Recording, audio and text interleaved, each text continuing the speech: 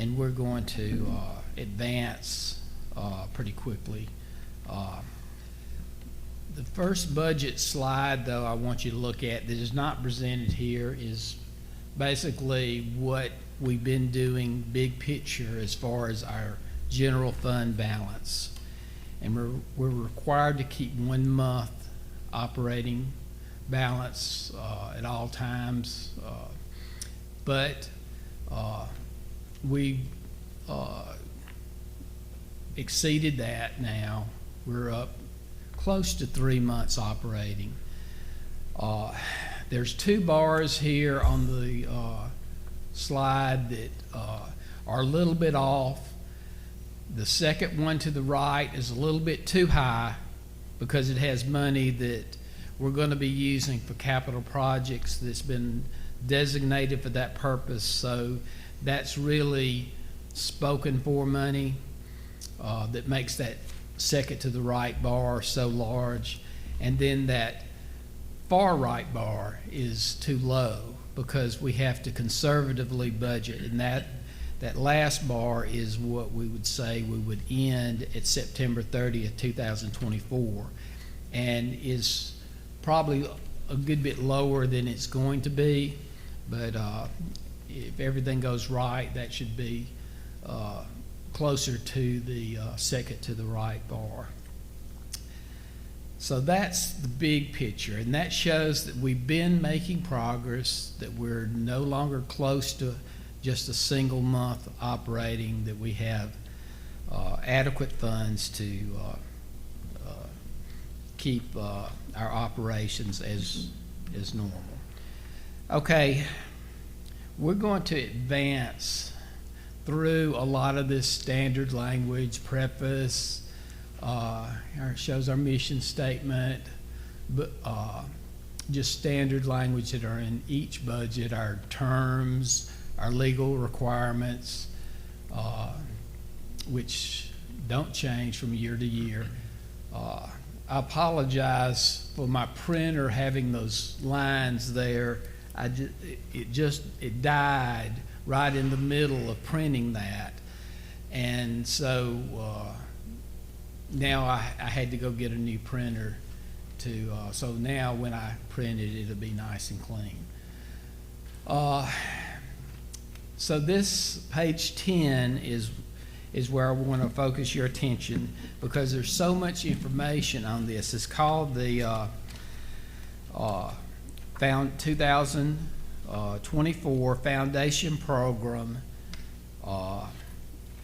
enacted sheet or whatever, and it starts out at the top with our ADM changes that have occurred.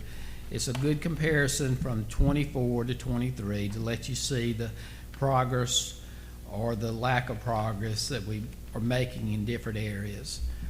One really nice thing to see at the very top of the page is, and it's really, it's actually been cut off on that particular slide, I think.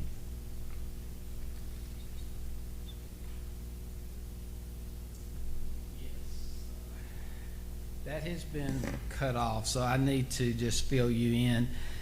So in 2023, we had 4,876 students, 0.3 students, and it's kind of hard to explain how you get a third of a student.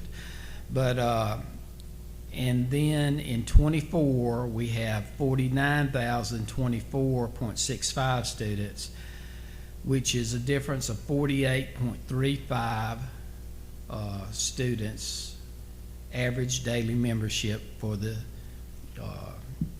24. Because of that, there's a lot of good things that happen.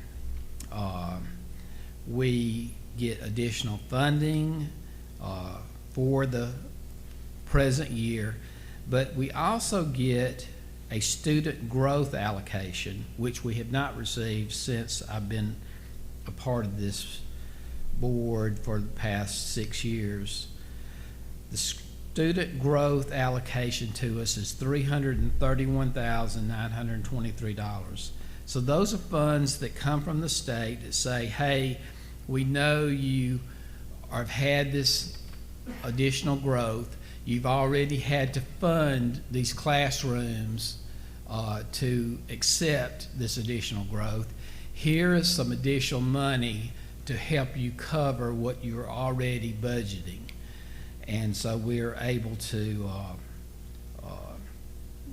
we have these funds that now instead of all of it coming out of local funds like we thought initially when we budgeted, that we have this additional amount that can be used to more state funding, and so we'll have less local funding. Okay, so that's very positive, and also we earned 4.46 additional teacher units.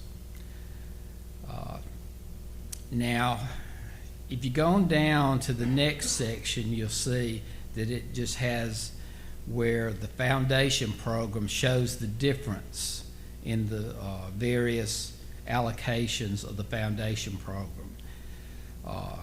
You see that they gave us $3,218,849 additional for salaries and for benefits. Now, the current expense was cut, but it was because of a additional allocation that we received from last year to cover units. So you really have to take all three of those and add them together to see what our true additional amount that we've received. So we received approximately a little less than $3.2 million to pay for salaries and benefits. Okay, another thing, if you go on down, you'll see student materials under the classroom instructional support. And that shows a negative $107,558. That is not a true negative. That is just what they've done is they've sent that $107,558 to us early. They actually sent that to us in FY23 so that we could begin the year. They said, why wait to October to start sending this money to them? Let's go ahead and send them, because that's in August and September, because that's when they're going to start needing to buy supplies. So let's go ahead and send it early. So it was really not a negative. We truly are funded approximately $1,000 per unit for student materials. So that's a positive. The nursing program shows an additional $109,049 to help pay for the additional amounts that were allocated to those matrices. Nursing was probably one of the biggest benefactors of the new matrix that were put out. I want to speak about transportation a little bit. You'll see that fleet renewal went up by $60,648. The fleet renewal is what we use to buy buses. So we get, last year, this present year, we got about $379,000. Next year, we're going to have $439,000, almost $440,000 per year to buy buses, which is very good, and that allows us to buy at least 4 buses, and then we usually put local money with that, some sales tax money, and buy 5 to 6 buses. And that's the plan to keep, we're on a 10-year cycle, so if we buy about 6 or 7 buses per year, we'll get to where we're on a 10-year cycle, and as one goes off, another is bought, and we can pay cash for buses. But something strange happened this year that was very good news.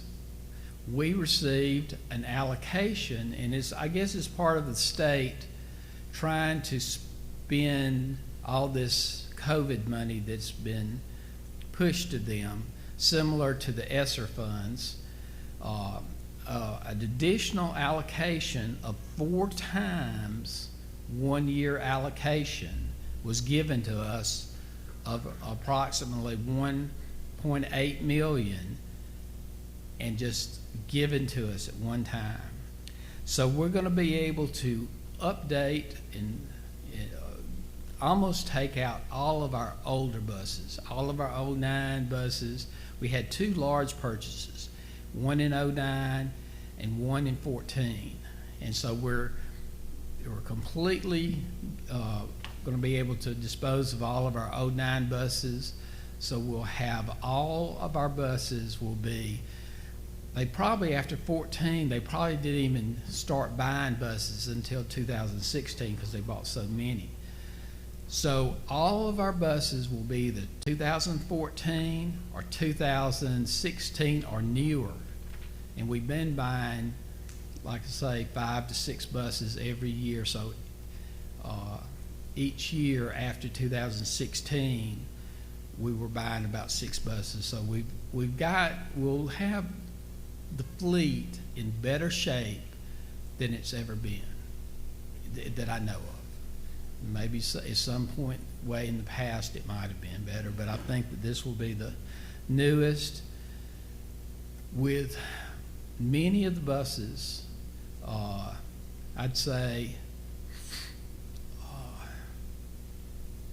30, 35 buses having air conditioning. Does that sound about right? So we're ready for summer baseball trips and all that kind of stuff, or spring baseball trips where there's extreme heat, or they go off on some school trip that needs air conditioning, and we're going to be in really good shape for that too. So we're in very good shape with our fleet after this. So that's another great positive. The last thing on this sheet that I want to mention is a positive and a negative. If you look at the foundation match, it went up from $4,263,000 to $6 million, a little bit over $6 million. That means the state will not send us any foundation programs for that first $6 million. It's only after $6 million that they send us funds, because that's the equivalent of our property taxes that we receive. And we receive 10 mills, which is the minimum you can have to participate in the foundation program. So, and I think that it's mostly attributable to the Google plant, the additional tax, but we do have a lot of other new businesses, new retail, grocery store, that have been moving in that have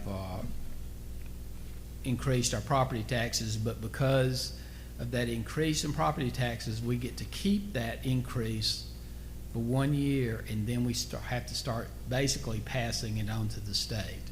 So the state will benefit from that indefinitely. So anyway, our foundation match is more, but we're glad to pass that on, I guess. Okay, so that's does anybody have any questions on this foundation page? Any of the changes or differences? Any questions? Okay, so we're going to move on. You know, let me see. This report gives the breakdown on the various units that are earned at the schools, and also countywide. Basically, the vocational center is most of that countywide awards. So that's just overall information. Then we got some budget slides that shows the big changes in our funding. The biggest change that we're showing is the federal, and Buffy's going to talk about that big change. It looks like the federal funding is going way down, but it's not really, because these are big, huge allocations that have come our way related to ESSER funding, and they are slowly going away. And we were glad to receive these, but they won't be indefinitely coming to us, but we made good use of them, and Buffy will go over that. Differences in local revenue, the biggest one showing a difference of approximately $1 million in our sales tax. I think it's going to be actually more than that. I think it's going to be closer to at least $1.5 million difference overall, instead of $830,000 that's showing. So we expect that to continue to go up, especially looking at all the Chick-fil-A bags today. People at lunch, we might even beat that. State revenues, big changes there. And one on the other state, it went way down, and that's because of that one-time money. Some of that one-time money that won't be coming back, but we are making good use of that. And these are our expenditure budgets by object. A lot of the purchase services and materials, the materials and supplies and the capital outlay are going way down, because we're getting out of the phase of building, and we're going more to a phase of operations. So our capital spending will be going down considerably, and I hope our utilities don't go up too much. I've got a lot budgeted for that, because that's still a kind of an unknown a little bit, how that's going to play out over the full year. But we're working hard on that to make sure that doesn't get out of hand. So this is the last page that I want to go over in depth. It's page 18, and it is the quote budget. This is what, when you say, if you go to the State Department of Education, say, I want to look at your budget, this is what they're going to pull out, the B1 report. On the far left is the general fund. It shows the amount of expenditures we have budgeted for FY24, $54,792,724.99. You take that, divide that by 12, and that is 1 month operating. So if you ever hear from somebody talking about 1 month operating requirement, that's how you compute the 1 month operating requirement. And we're projecting to end the year with $13,668,529.84, which is approximately 3 months operating. And we expect to beat that, because we usually beat it every year, and we conservatively budget. So now if you look at the total amount of ending fund balance on the far right column, you'll see $27,814,989.63. Some of that is not really ours. Like the second to the right column is fiduciary, expendable trust. That's more like your clubs and what they have here. It's not really board money, but we're just holding it in trust, and or directed by them how to spend it. The debt service funds, kind of in the middle of the report, show $3,592,000. That is what we've set aside to pay mortgages. And but if you look at that total amount of $27,800,000, that's our total assets minus liabilities. We owe approximately 28, or we're projecting to owe approximately 28 million at the end of 2024. So what that basically tells you is that at the end of 24, we will have as much in assets as we do in liabilities. So we basically are at what you could call a debt-free level, where we don't, if we took all of our resources and put it toward bond payments, we would be totally paid off. We wouldn't have anything, but we wouldn't owe anything. So that's a good place to be, you know, especially, I would say this next year, we should be above in assets minus liabilities than we actually owe in long-term debt. And we have to 2039 to pay off all of our debts. And we will be debt-free for sure in 2039. But we could, push come to shove, be totally out of debt next year if we took everything we had and put toward that. So that's a good place to be. And I guess that's the most positive thing I could say about the budget, that we're, you know, in good shape, and I don't think anybody's going to be able to repossess anything of ours. So, but I really expect that this situation to get even better as the years go on, and we learn how to live in these new facilities, and that the positive things that's happening in Jackson County and the industry that we'll be attracting, that this will be, we'll look back after so many years and say, wow, we were really struggling then. We're really well off now. So I'm hoping that'll be the case. So do we have any questions from anybody or any thoughts? Anybody from the gallery? I don't know what you would call this. It's like a movie theater.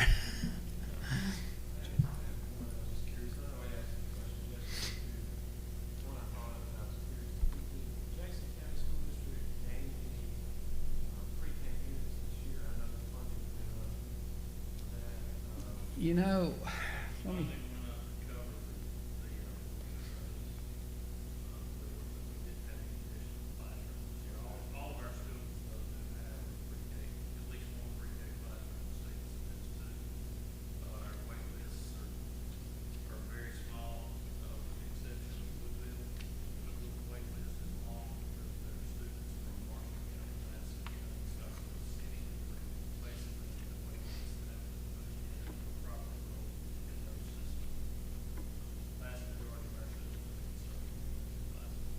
but pre-K is not something that is funded totally by the state.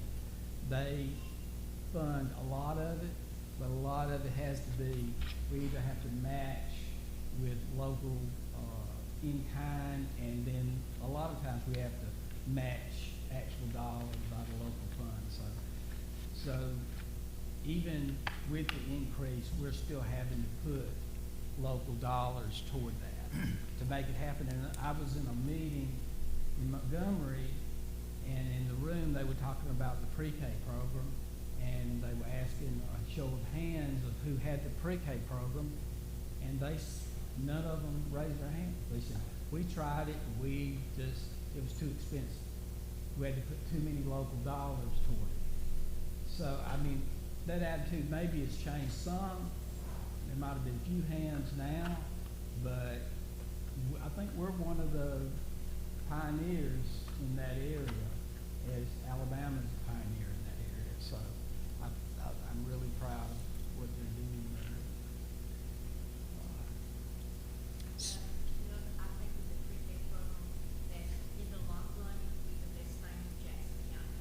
Because as a kindergarten teacher, they start early and they learn quickly and they learn. I think that Jackson County will benefit tremendously from having a pretty big program. Absolutely. And a lot of the kids are from pretty significant poverty and need that kickstart. And I think they're getting that now, and glad they're able to. So Ms. Beverson, are you gonna allow Buffy to? Yes, yes. Thanks for that. I get so frazzled up here. Now Buffy will definitely give you some good information now. Thank you, I appreciate that. Since COVID, I know that y'all heard this yesterday, but some of you weren't here, so it'll be new information for you. But since the COVID relief funding began in March of 2020, Jackson County Schools has been awarded approximately $20 million in relief funds. And the majority of those funds came in the form of ESSER II and ESSER III, and that's primarily what we're going to talk about this afternoon or evening. But I just wanted you to know that some of the things we're doing in ESSER II and ESSER III are just carried over from the beginning funds. But in the beginning, we really focused on the COVID mitigation, like cleaning supplies, outfitting our nursing stations, getting ready for remote learning. So ESSER II funding is going to end at the end of this month, and we received approximately $4.9 million. And we have used that for facility improvements, HVAC repairs, roof repairs. We've purchased classroom instructional materials. A year and a half or 2 years ago, there was a math adoption, so we were able to purchase supplemental materials with that. This summer, we bought interactive TV panels for the schools across the district. Those are in, and I believe are in the process of being distributed. We offered summer school and Saturday intervention for high school students that were struggling, and we provided PD for faculty and for the administrative team. We also hired 9 full-time employees, and I didn't mention this yesterday, but 7 of those were classroom interventionists. 1 was a nurse, and 1 was a grant accountant, or the position that I hold. And then we had 2 partial class size reduction units for this past year. We received an additional $216,000 in state reserve funds, and those had to be used for math and ELA professional development. And then ESSER III funding, we have another year of ESSER III funding. It will end September 30th, 2024. There has been some talk that the federal government will extend that deadline, especially as it refers to building projects, but we are going to move ahead just like it's going to end September 30th until we hear otherwise. We received $11.1 million in ESSER III funding, and over half of that we've used and are using for facility improvements. We've done HVAC repairs and replacements and big roof replacement jobs that are still ongoing. We've renovated bathrooms across the district, and we'll still continue to do that. And we updated the multipurpose room at Stevenson Middle School with those funds. This summer, we replenished all Chromebooks in the district and bought new desks for all 3rd grade classrooms out of ESSER III funds. We have 10 full-time employees that are approved in ESSER III. 5 of those are classroom interventionists, which have not all been filled as of today. There are 2 special ed teachers, 1 curriculum coordinator, a floating nurse, and the grant accountant. And then 20% of that $11 million has to be reserved for loss of instructional time. And so those funds are used to fund after-school programs for schools that don't have the 21st Century Grant. And then we are doing summer learning, summer enrichment, K-3 literacy camps, and the math camps as well. And then we also received $958,000 in state reserve ESSER III funds, and all of those have to be used for loss of instructional time. And so we're supplementing those after-school programs, summer enrichment, K-3 literacy. We also were able to hire an EL aide with those reserve funds. And then the high school students across the district have had the opportunity to take a practice ACT exam and practice work keys exam. So you can see that we have benefited greatly from this money, and Jeff mentioned yesterday, especially as it relates to building projects, it's things that we would have had to do in the future, so we've just been able to expedite that and not use our state and local funds for those projects. We're going to spend this year seeking stakeholder feedback, meeting with administrators to see what initiatives we need to carry on past the end of ESSER funds. And that's it. Do y'all have any questions? It's a good job managing a lot of federal money. It's, you know, when we started getting COVID money, there was a big influx. And just the time it took to manage all that money that was coming in and get it to the right places, it seemed like when that money was cut loose, there weren't a lot of guidelines on what you could do with it, but there are typically a lot of consequences if you don't spend it the right way. Even though they don't tell you how to spend it, they can just tell you spend it incorrectly. And we appreciate the due diligence to make sure that we spend it as wisely as possible. So thank you for that, and thank you for working that maze. So, and I know that Mr. Middleton is thankful to have had you working on that. So, but we appreciate that. Anybody else have any questions as far as the budget hearing goes and that meeting? So that wraps up our second required budget hearing, and we will now, unless somebody from the board needs to take a break, we'll get ready to move into our work session. Everybody good? All right. Then we will entertain a motion to enter into our work session.